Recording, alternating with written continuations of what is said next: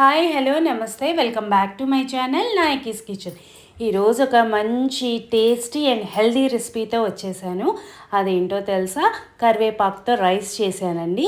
Super టేస్టీగా ఉంటుంది, అలాగే హెల్త్కి కూడా చాలా మంచిది.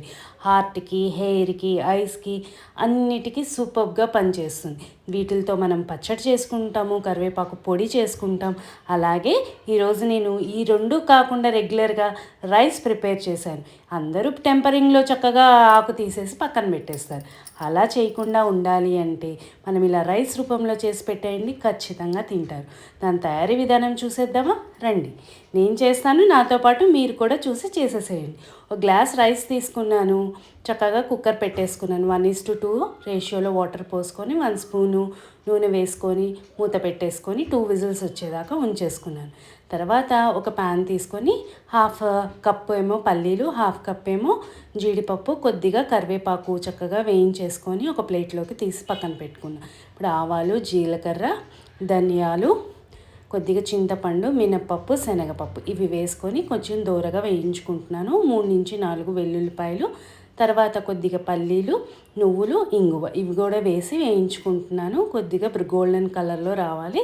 తర్వాత 6-7 ఎండుమిరపకాయలు, కొద్దిగా ఎండు కొబ్బరి మీ రుచికి తగినట్టుగా వేసుకోండి. ఎండుమిరపకాయలు వేసుకొని అన్నీ చక్కగా గోల్డెన్ కలర్లో వచ్చాక తీసి ఒక ప్లేట్లో పక్కన పెట్టుకొని చల్లార్చుకోండి. తర్వాత కరివేపాకు కూడా వేయించి పక్కన పెట్టుకోండి, క్రిస్పీగా రావాలి.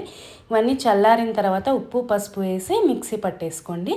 మరి ముద్దగా కాదు, కొద్దిగా పొడిగా వచ్చేలాగా వేయించేసుకొని పక్కన పెట్టేసుకోండి.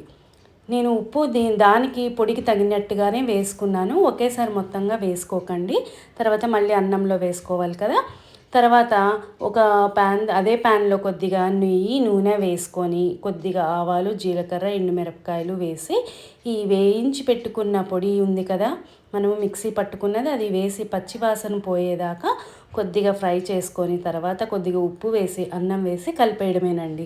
చక్కగా మెతుకు విరగకుండా కింద నుంచి పైదాకా స్లోగా కలుపుకొని మొత్తం కలిసిన తర్వాత మనము వేయించి పెట్టుకున్న జీడిపప్పు పలుకులు, పల్లీలు ఉన్నాయి కదా, అవి వేసేసేసి చక్కగా కలుపుకొని ఒక చక్కగా ప్లేట్ తీసేసుకొని మనం సర్వ్ చేసేసుకొని తినేయడమేనండి. సూపర్గా ఉంటుంది. హెల్త్కి హెల్త్, రుచికి రుచి రెండూ ఉన్నాయి కదా. మరి నేను చేసిన రెసిపీ మీకు కూడా నచ్చిందనే అనుకుంటున్నాను. నచ్చితే లైక్, షేర్, కామెంట్ చేసి నా ఛానల్ని సబ్స్క్రైబ్ చేసుకోండి.